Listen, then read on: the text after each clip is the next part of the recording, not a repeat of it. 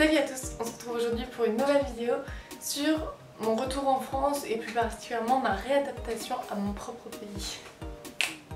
Jingle. Bon, j'ai retrouvé un petit peu du matériel, donc j'espère que la vidéo sera d'une bonne qualité. Quand je suis rentrée, en fait, je me suis retrouvée un peu déboussolée parce que forcément j'avais pris des nouvelles habitudes pendant 5 mois. Du coup, quand je suis rentrée, il y a des habitudes qu'il fallait que je perde, d'autres que je reprenne, etc. Un peu comme tout le monde qui va à l'étranger, la première chose qui m'a un petit peu déboussolée, c'est que je me suis retrouvée à beaucoup dire salam, shokran et ce genre de choses, et où, enfin, je me suis pas retrouvée à les dire, mais où dans ma tête il y avait ce blocage de... Ah non, c'est pas le bon mot. Genre, vous voyez ce que je veux dire? J'étais au Maroc, mais je parlais surtout en anglais. Et donc du coup, parler 5 mois non-stop en anglais, forcément, qu'est-ce qui se passe? Ben, l'anglais, c'est plus vraiment une langue étrangère. Non pas que je le parle très bien, mais c'est juste que c'est devenu un automatisme de parler en anglais. Et donc du coup, qu'est-ce qui s'est passé? Je me suis retrouvée à faire une petite sieste, tranquillou, et quand je me suis réveillée, j'ai commencé à parler en anglais à mon grand-père. Je pense que j'ai eu le temps de finir ma phrase avant de me rendre compte que je ne parlais pas en français et qu'il ne pouvait pas me comprendre. Alors, quoi d'autre? Allez, on change pas les bonnes habitudes. Une habitude que j'avais prise au Maroc et dont je n'ai plus besoin ici, c'était de faire attention avec internet. Dans le sens où au Maroc, tout est très limité. Moi j'avais pas de box illimitée parce que ça coûte cher et que souvent il faut s'engager pendant 1 an, 2 ans et que bon bah c'était pas le cas pour moi. Et donc du coup ce qu'on faisait c'est qu'on faisait des forfaits de recharge et très vite internet nous coûtait cher. Donc il y avait un peu ce truc de faire attention à internet. Par exemple, si je vois une vidéo qui est nulle, bah je vais pas la regarder. Alors qu'habituellement en France je vais avoir tendance à me dire bah, c'est pas grave, enfin, c'est pas comme si je payais plus cher internet donc je peux perdre 5 minutes à regarder cette vidéo nulle. Alors je parle très vite parce que j'ai vu que j'avais plus de batterie et j'ai vu que... Et ça se trouve ça filme déjà plus. Attendez. Ah oui. Vous savez ce qui me manque?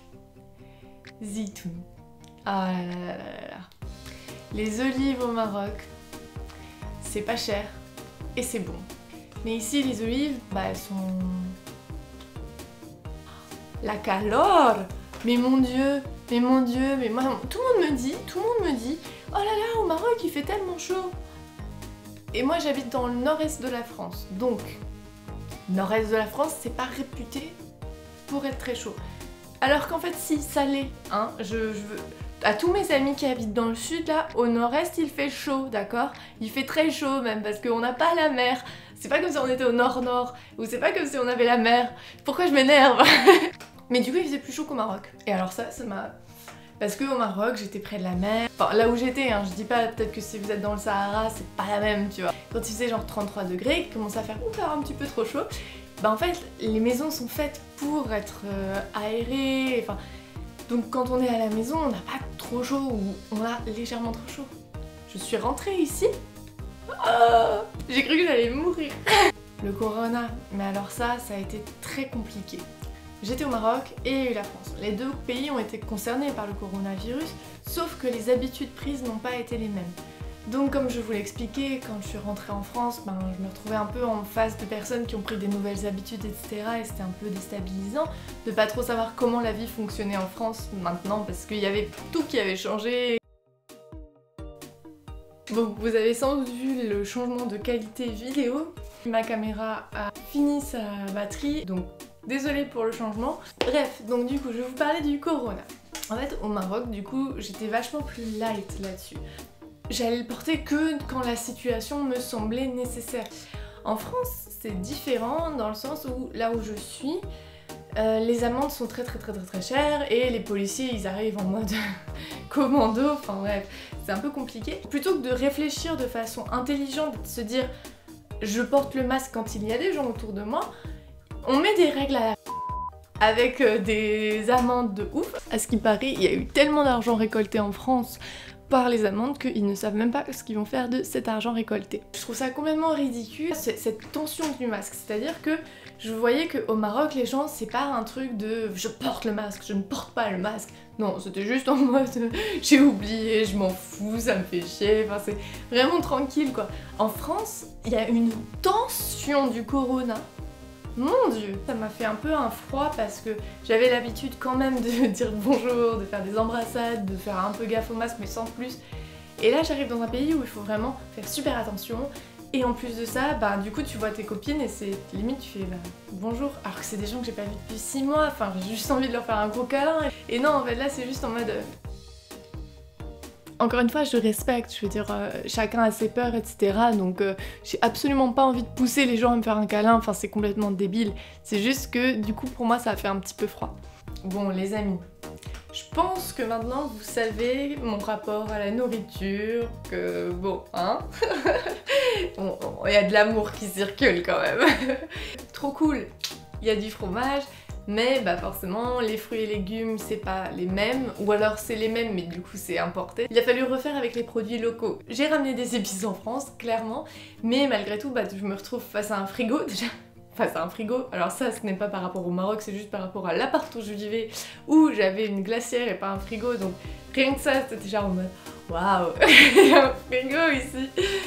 Qui dit cuisiner dit aussi acheter ses légumes et ses fruits et toute la nourriture en fait. Et en fait autant quand j'étais au Maroc j'étais étonnée de voir que la vie n'était pas si peu chère que ce qu'on pourrait penser, mais au final quand je suis rentrée je me suis dit ouais si quand même. Je suis allée juste acheter des légumes avec mon père. Bref, on a fait nos courses et généralement le jeu c'est de savoir combien on a dépensé. Et moi j'étais mais tellement loin. Allez, je dirais moins de 40 €. On en était à 65 €. J'étais juste au niveau des prix, je me suis dit mais ah ouais quand même hein. Mes habitudes du Maroc, pas forcément parce que j'étais au Maroc, mais juste parce que j'étais dans un autre endroit et qu'à cet endroit-là, la vie faisait que j'avais pris certaines habitudes. Et c'était très compliqué de revenir ici. J'avais pris des habitudes alimentaires, je vous en parlerai sans doute dans une autre vidéo, mais grosso modo, j'ai beaucoup diminué ma consommation de viande et de sucre raffiné. Et je faisais beaucoup de sport, je vous ai montré la vidéo sur mes entraînements à l'école, où là où j'allais, j'avais un prof, des tapis, de tout ce que tu veux, de l'espace, et plein de gens autour de moi qui s'entraînent. Et ici je me suis retrouvée avec personne qui s'entraîne autour de moi, pas de prof non plus. Donc pour le moment c'est vraiment juste tout repose sur ma propre motivation.